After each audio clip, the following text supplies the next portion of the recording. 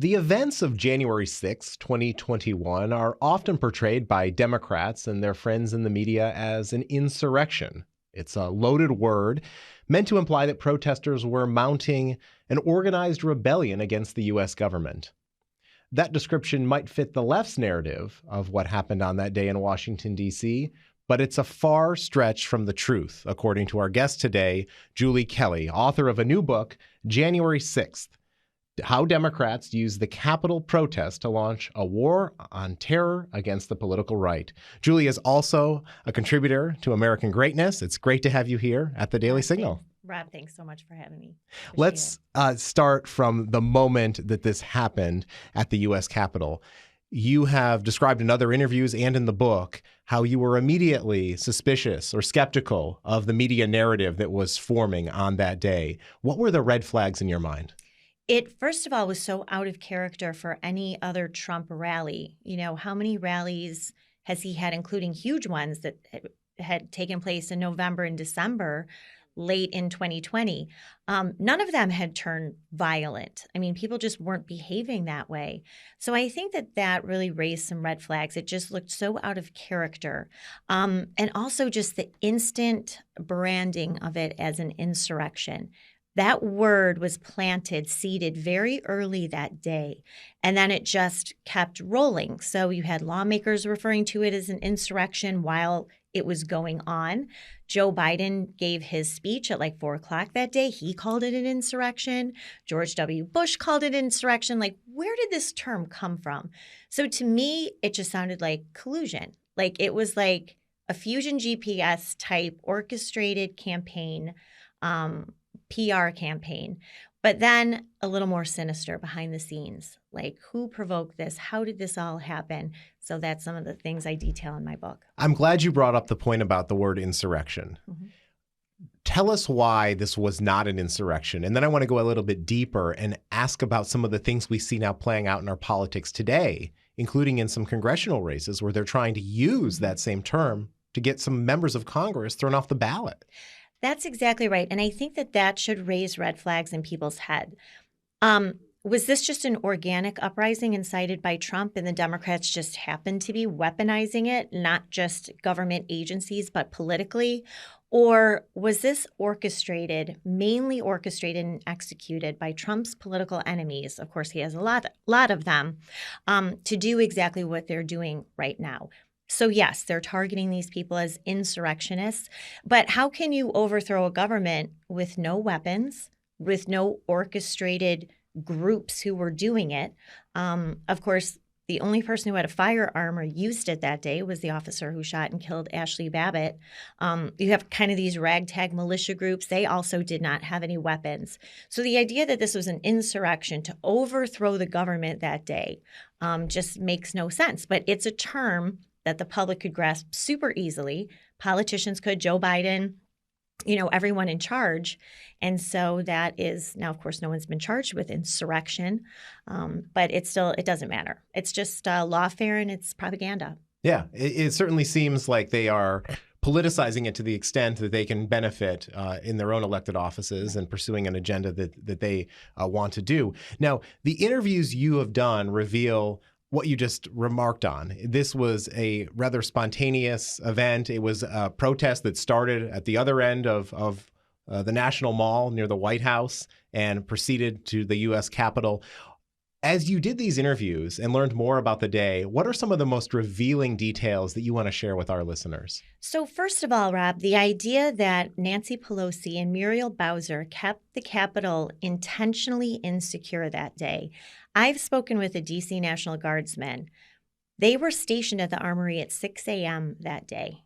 They were waiting there, about 1,200 of them, and they were not activated and deployed until 4 o'clock that day. Now, why? So why did they leave it intentionally unsecure? Why then, right before the session started, did you have two things happening at once? One, the alleged discovery of the pipe bombs, who, by the way, we still don't know who the pipe bomber is. And then two, the first breach of the perimeter, the grounds, which happened when one man, after famous Ray Epps, whispered in his ear, he knocked down these bike racks and ran out. This happened about 10, 15 minutes before the joint session commenced.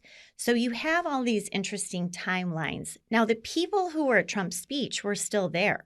Trump's speech didn't end until 1:15. By the time they walked to the Capitol, a lot of whoever the instigators were, the provocateurs, the undercover agents, the informants, the rabble-rousers, they had already started a lot of the chaos that we saw.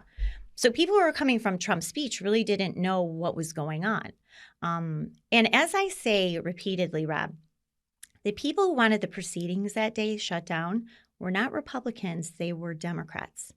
They did not want the airing of all of the evidence of fraud, which would be 2 hours per state. You had senators working with Republican House members to contest those results, ask for the 10-day audit, and have 2 hours of debate over it. Democrats did not want that. It was the Democrats who wanted the proceedings that day shut down, not Republicans. And of course, they got what they wanted. Yeah, thank you for providing that important historical fact and also that context. Let's go back to that time period. So here we are, and you write about this in the book, 4 days after this highly contentious election in which there were millions of mail-in ballots and absentee ballots yet to be officially counted, the news media declared Joe Biden the winner. I believe it was a Saturday afternoon when that happened. And immediately afterward, the Trump campaign began to raise some concern about some irregularities. Well, they were doing it even before that announcement was made. But then even in the weeks leading up to that, you had a number of members of Congress, House members and senators who, as you said, wanted to have this 10-day audit. Right. Why were Democrats so intent about plowing through and carrying out this, as you said, on January 6th? Well, because they did not want any of the evidence of voter fraud to be exposed. And that's why the media immediately announced Joe Biden the winner. You're right, it was that Saturday, I think the 7th or 8th of November. Then they branded any inquiries about what happened into the election the big lie, which we still hear to this day. But look, all you have to do is look at that Time magazine article that was written in February of 2021. They admitted not just, as you're saying, all the malfeasance with the mail-in ballots and people who were curing ballots when they shouldn't have been, but just this whole orchestrated effort with big tech, national news media, business interests, everyone collaborating to take down Trump. Now, what's interesting is they war-gamed out this whole thing under something called the Transition Integrity Project. I write about it in my book. They use the word insurrection 4 times in that plan. So they were already planning that this was going to be their excuse for Trump. He was going to call in the military. He was going to initiate the insurrection. So they already had so much of this pre-planned. And so that is why that's how they really effectively shut down any congressional investigation into voter fraud. And then, of course, after January 6th, it was completely shut down. And of course, during this period of time, the American people, Trump supporters, or even maybe not Trump supporters who were just upset about the way things were proceeding, decided to start gathering, as you said, at these rallies, Stop the Steal rallies. And one of these took place on January 6th. Bring us to that day and some of the things that you heard from people who came to Washington, D.C., never expecting what transpired at the U.S. Capitol. Why were they there? So that's a great question. They were there. I think most of them really thought something was going to happen in Congress that day, that they were going to pass this 10-day audit that the senators were asking for. Some of them, I think, believed Mike Pence actually would be able to do something that, of course, he wasn't going to do, and then said at 1 o'clock that day he was not going to do, which is fine. But they also were there. I think some of them sensed nothing was going to happen.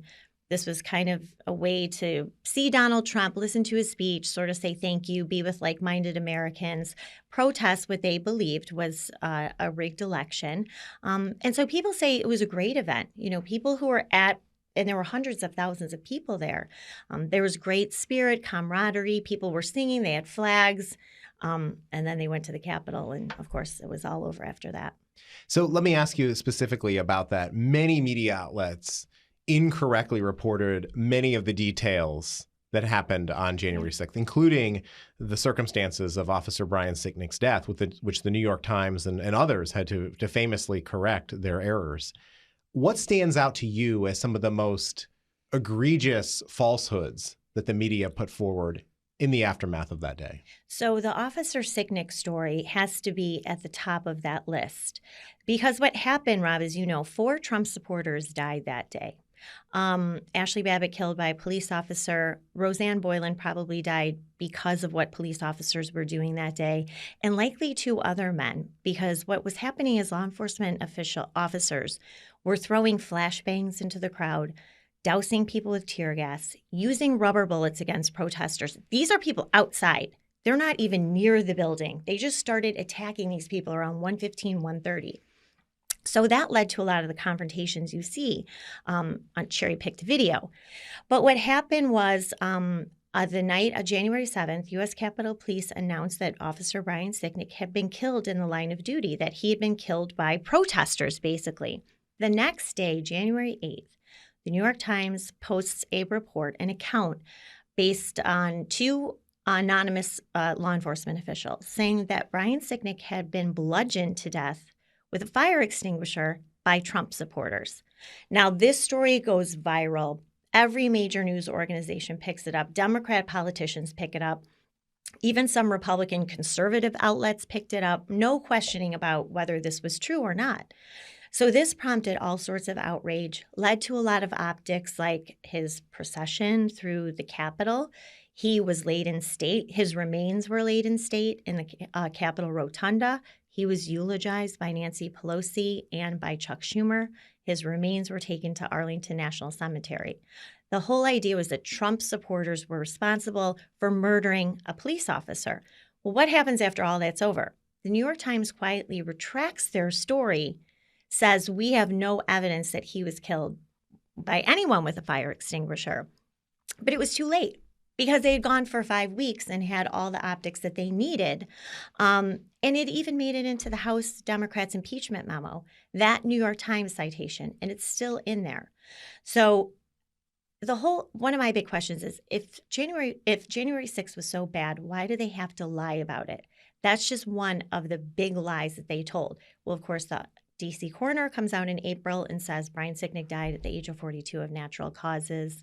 A very untimely, unfortunate death, but had nothing to do with what happened on January 6th. Yeah. Thank you for helping to clarify and expose. As you and I both know, when something is out there for as long as that was, the impression is already made in so many people's minds. And so they're not going to see the retraction or the correction. Nope. Let's talk about the other tragic death that happened that day, and that's Ashley Babbitt. You mentioned her name. A lot of controversy surrounding that. She was unarmed at the time she was killed. What do you want our listeners to know about her death? That it was so unnecessary, that they covered up the name of the police officer who shot and killed her. They covered that up for months, including the news media. Now, Rob, think about that. In any other situation, especially in a race, I mean, you had a black police officer shoot a white woman. Race had nothing to do with it, but that's not how the media works, right? So in any other situation, his name would have been released. You would have, they would have scoured his social media, known where he worked before, talked to his relatives. None of that happened. His name was concealed for months. He was then, heralded as a hero. She, in the meantime, was completely vilified by the news media as a QAnon supporter, that she sort of deserved what happened to her. 5'2", a veteran, longtime veteran, tours of duty overseas, unarmed, and was trying to climb through a window. Now it looks like new video that came out is that she was trying to stop the man who was smashing the window. There's some video that shows her punching him in the face to get him to stop. And there's speculation that she was trying to get through that window because of the violence that was happening around her and trying to escape. Yeah, watching Tucker Carlson's special and hearing from her mother and husband is just so sad, and particularly how they treated her body after she had been shot as well. Right, and that's why they want to conceal a lot of this video, Rob, which is the 14,000 hours of surveillance video that they're keeping under wraps. They don't want the public to see how her body was handled by police officers, basically dragging her down these stairs, face up, just so disrespectfully. And so just the way she's been treated in the media, and millions of Americans who feel the same way, that she deserved what was coming to her, and they think it's unfortunate that more people weren't shot that day. And Roseanne Boyland is another woman who died that day. They mishandled her body too. She was dragged through that tunnel after police basically contributed to her death and hidden inside the rotunda near Steny Hoyer's office by 2 Capitol Police officers until paramedics arrived and declared her dead. So there's a lot still to uncover. The January 6th committee has no interest in this, but I do think some of the evidence will come out in these trials. Yes, well, certainly, and our prayers go out to not only them but their families who are still grieving.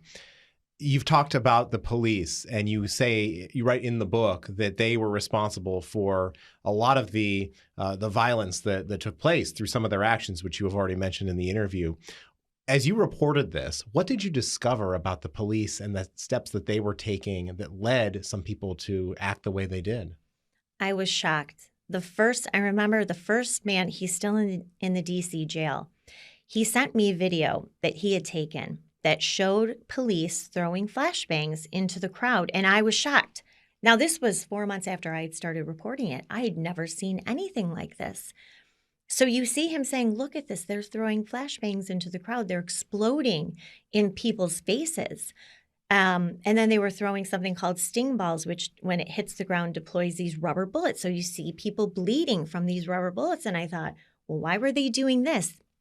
These people were basically outside on the grounds. They had flags. They were singing. Then all of a sudden, DC and Capitol Police started attacking them. Again, I think that's why there were not National Guardsmen there. Because if you had the 1,000 or so National Guardsmen, they would say, well, you can't do this to people. Why are you provoking them? So that's why you see the crowd turn. They were very supportive, back the blue, Trump, whatever. And then you see them start screaming at police officers. And that is why. In some instances, they were tackling, they were punching protesters, spraying them directly in the face. Now, these aren't even people trying to get into the building. So this is why I write in my book that the law enforcement officials there, DC Metro and Capitol Police, were the provocateurs that day. And that is what I think their marching orders were, is to get the crowd riled up so you would see all of these brawls that we did see.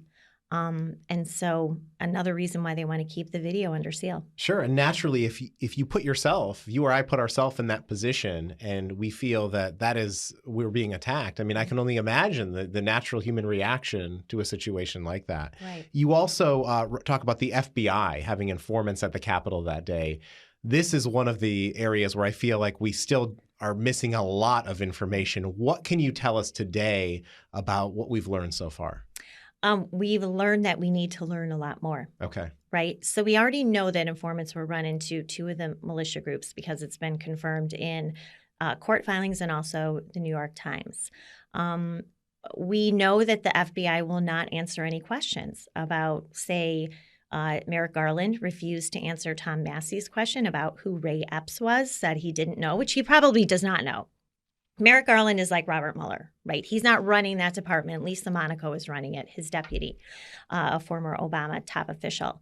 But also it was interesting, Jill Sanborn, who's a top FBI official, when she was asked by Senate Judiciary, were there any FBI informants or agents who either incited or engaged in violent behavior that day? She twice refused to answer that question. So we need a lot more answers about how many FBI agents not just were involved that day, but months beforehand, including the infiltration in these alleged militia groups. Why were there so many people photographed with the Proud Boys, but only about 20 of them have been arrested? Who were the rest of those men who were with that group during the first breach? We still don't know. And knowing how this FBI operates, looking at the Whitmer kidnapping caper, which was concocted solely by the FBI and executed by the FBI for political purposes. The same FBI field office director who oversaw the Whitmer case was then promoted to the DC FBI field office right before January 6th. So there's no coincidences when it comes to the FBI. And so we need to answer. So hopefully when Republicans get the House, they are going to confront Christopher Wray with a lot of questions and demand a lot of answers because the American people need to know. This FBI we know has been completely weaponized. It's a law enforcement agency. It's the Gestapo basically, for the Democratic Party. We deserve all the answers about what they did before and during January 6th. And the American people aren't going to get it from the January 6th committee, Right. Nancy Pelosi's handpicked group that's allegedly looking into the events of that day. Let's fast forward. You also talk about the deplorable conditions in the jail, where some, believe it or not, here over a year later, some people are still being held. Who are the political prisoners who are still in jail, and what are the types of charges that they're facing? That's such a good question. So shockingly, we have a political prison in Washington, D.C. Right now, there are about 36 men who have been detained there. This D.C. jail opened 1 year ago this week, but a lot of men were incarcerated in other jails before they got to D.C., so over a year they've been behind bars. Most of them face some sort of attacking, assaulting, or interfering with law enforcement, but there are also nonviolent offenders, including at the D.C. jail, members of the Oath Keepers who are not accused of any violent crime, a couple of others who face no violent charges. But nonetheless, DOJ continues to ask for their continued indefinite incarceration because some of them don't even have trial dates yet. And the ones that had them, Rob, have now been pushed into the middle or end of this year based on COVID, based on some chicanery by the DOJ, which keeps adding superseding indictments. They keep adding defendants. So this delays the cases for months. You could have one man in particular who will be in jail for 18 months before his trial even starts at the end of May. No violent charges. He walked in peacefully, did nothing wrong. He's been dubbed a white supremacist. He'll be in jail for 18 months. And you know what's really upsetting about that case is the man who's kept him behind bars is a Trump-appointed D.C. District Court Judge, Trevor McFadden. Wow. Yes. So it's all the judges. Yeah. Yeah. And as you said earlier, and just to repeat, no one has been charged with insurrection. That's correct. Yeah. We just got charges for seditious conspiracy. I guess that's supposed to be close enough. But out of 730 defendants, now think about this, 730 people arrested by the FBI for January 6th, 3 times as many as have been arrested by the FBI for the 2020 riots that lasted months.